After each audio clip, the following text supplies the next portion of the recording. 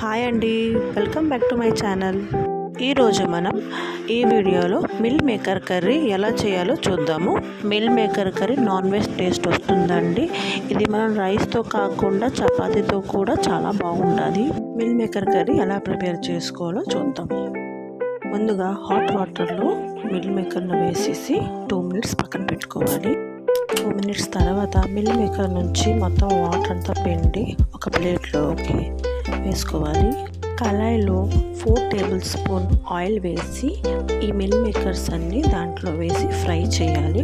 బాగా ఫ్రై అయిన తర్వాత ఆ మిల్ మేకర్స్ అన్నీ తీసేసి ప్లేట్లోకి పెట్టుకోవాలి.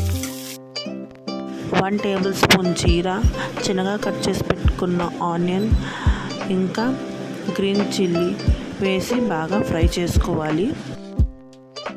టేస్ట్కి సరిపోయినంత సాల్ట్ వేసుకోవాలి. 1 tablespoon జింజర్ గార్లిక్ పేస్ట్ని వేసి బాగా కలుపుకోవాలి.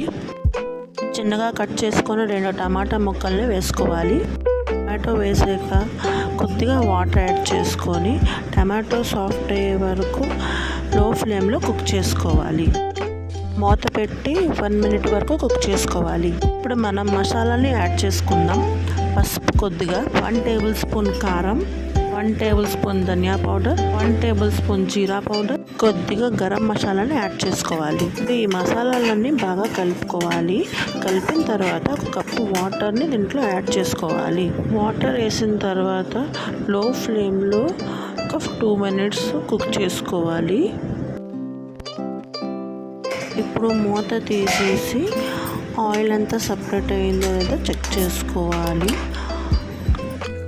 ఆయిల్ అంతా సపరేట్ అయిన తర్వాత అందులో మిల్ మేకర్ని యాడ్ చేసుకోవాలి. యాడ్ చేసుకుంటూ కలుపుకోవాలి. బాగా కలుపుకున్న తర్వాత లో ఫ్లేమ్లో ఒకసారి కుక్ చేసుకోవాలి. మిల్ మేకర్ బాగా ఫ్రై అయిన తర్వాత 2 cup వాటర్ వేసుకొని గ్రేవీలా చేసుకోవాలి. ఫైనల్గా స్టవ్ ఆఫ్ చేసుకొని మేథి పైనుంచి వేసుకుంటే చాలా టేస్టీగా ఉంటుంది. చూసారు కదా, చాలా ఈజీగా ప్రిపేర్ చేసుకోవచ్చు మన ఇంట్లోనే. వేడి వేడి సోయాబీన్ కర్రీ రెడీ.